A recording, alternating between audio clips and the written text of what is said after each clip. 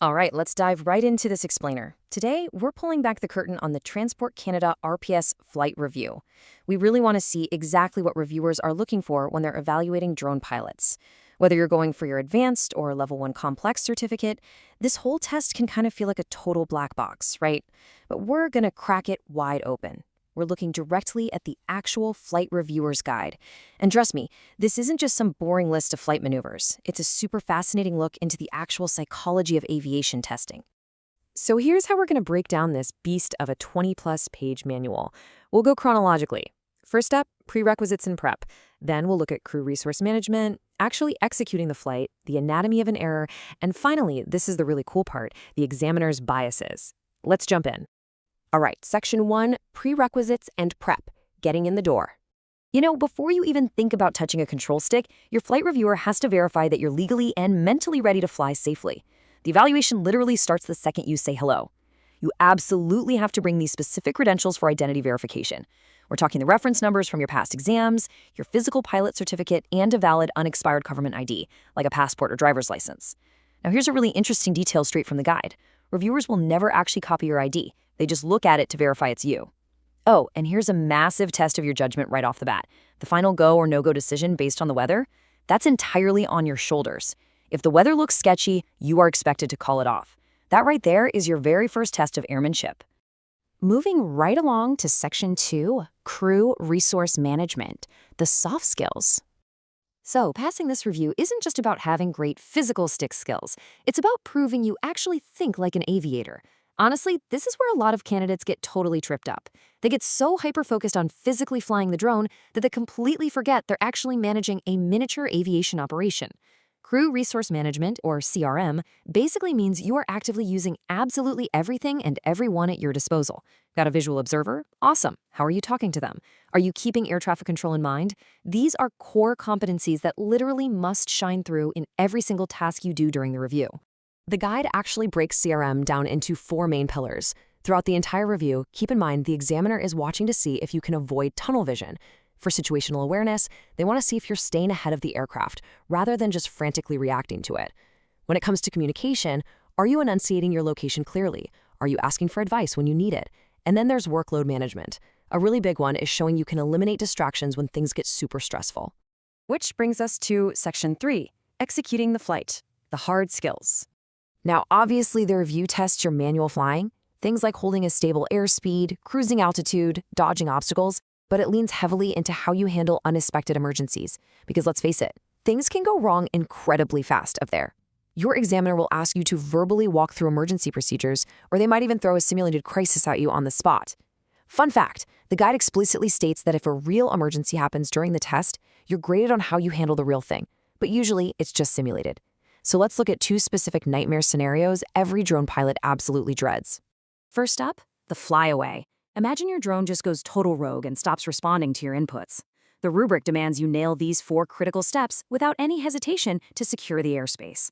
You've got to record your exact position, note the drone's last known direction and altitude, calculate how much battery and therefore flight time it has left, and then immediately get on the horn with the appropriate air traffic facility. What you're proving here is that when the machine completely fails, the human pilot takes charge. Similarly, what if your control station just loses connection? That's a lost link. You have to methodically work through a specific recovery sequence. And look closely at step 1. It actually happens before the emergency even starts, pre-programming a fail-safe return-to-home path. Once that link drops, you need to recognize it instantly, know your power settings, and crucially, have a solid plan for what to do if the link suddenly snaps back on, so you don't accidentally send it some wild, conflicting command. All right, onto Section 4, Anatomy of an Error. We're looking at minor, major, and critical. Let's see how all of this actually translates into the grading rubric when you inevitably make a mistake. Look, no flight is absolutely perfect, especially when you've got the pressure of an examiner watching your every move. The guide defines an error as any variance from your intentions. And notice the wording there, action or inaction. Sometimes simply doing nothing is the actual error. But hey, an error doesn't automatically mean you fail the whole thing. It's entirely about the severity of that mistake and how you manage it in the heat of the moment. The examiner is literally evaluating your threat and error management in real time. Let me give you a really tangible example straight out of the playbook to show the difference between a minor and a major error. A minor error is pretty inconsequential. Let's say you overshoot your landing area by a couple of feet, but you quickly realize it, you correct the drift, and you land safely. Totally fine. A major error, on the other hand, measurably detracts from your goal and actually shrinks your safety margin. So if you overshoot by 20 feet, totally fail to slow down, make zero attempt to recover, and just plop the drone down way off your mark, that's a major error. Sure, it didn't cause a fiery crash, but it was really poorly managed.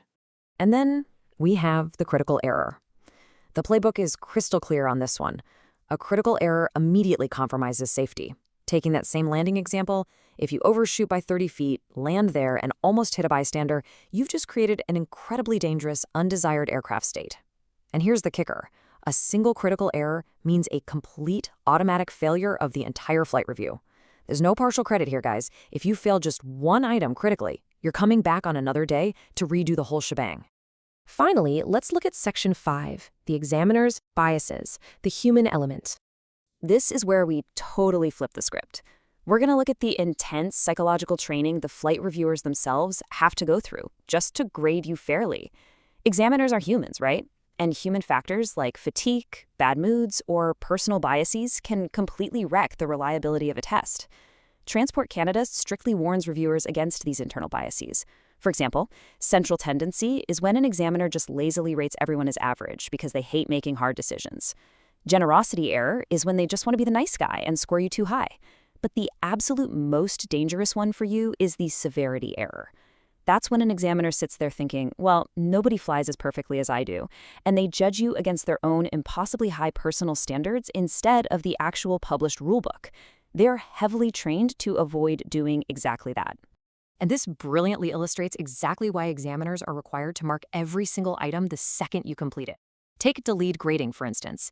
If they just wait until the very end of the flight to fill out the form, their vague overall impression could totally skew your score. They're also heavily warned against the halo effect, like letting a good first impression of a candidate falsely inflate the rest of their score. Same goes for the logical error, which is basically assuming that just because you executed a flawless takeoff, your emergency procedures are going to be perfect too. Nope. Every single item has to be graded individually and immediately.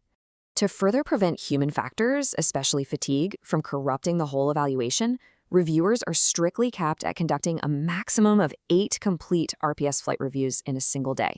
Think about it.